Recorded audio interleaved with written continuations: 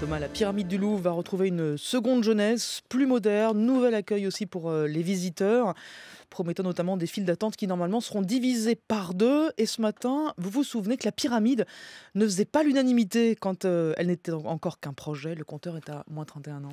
Oui, on revient ce matin le 1er mai 1985 et il y a beaucoup de monde sur l'esplanade de la cour Napoléon du Louvre, du moins pour voir une grue et des fils d'acier qui permettent d'imaginer ce que sera dans quelques années la pyramide du Louvre, et le débat s'installe rapidement entre les badauds.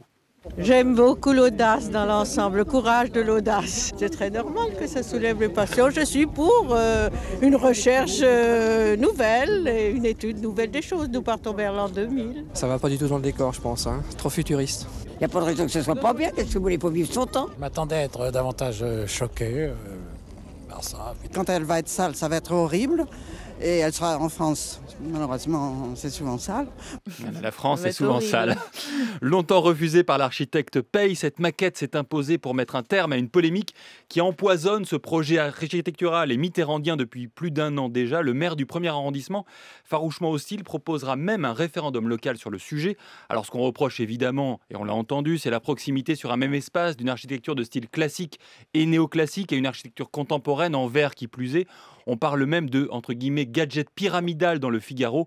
On avait oublié que sous Napoléon, on avait déjà envisagé de doter cette cour d'une pyramide. Et ce qu'on reproche aussi à l'époque, c'est l'installation de grandes galeries avec des commerces. Oui, on parle même de Luna Park pour qualifier le nouveau Louvre, mais François Mitterrand résiste, notamment face à Jacques Chirac, qui avait soutenu le projet quand il était maire de Paris et qui se montre finalement beaucoup plus réticent une fois Premier ministre à partir de 1986. Et son ministre de l'économie, Édouard Balladur, qui occupe l'aile Richelieu, lui, refuse carrément de quitter les lieux. Mais la pyramide peut être construite et en mars 88, le président de la République François Mitterrand l'inaugure avec satisfaction.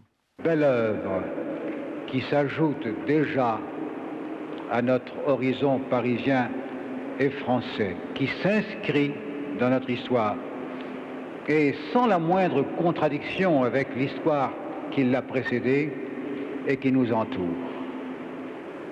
Il appartiendra désormais aux visiteurs de dire ce qu'ils en pensent. Apparemment, ils en pensent beaucoup de bien. Il y avait, avant l'inauguration de la pyramide, 3 millions de visiteurs par an au Louvre, 6 millions 10 ans plus tard, 9 millions aujourd'hui, et on espère encore bien plus avec cette nouvelle pyramide. Thomas Negaroff sur France Info.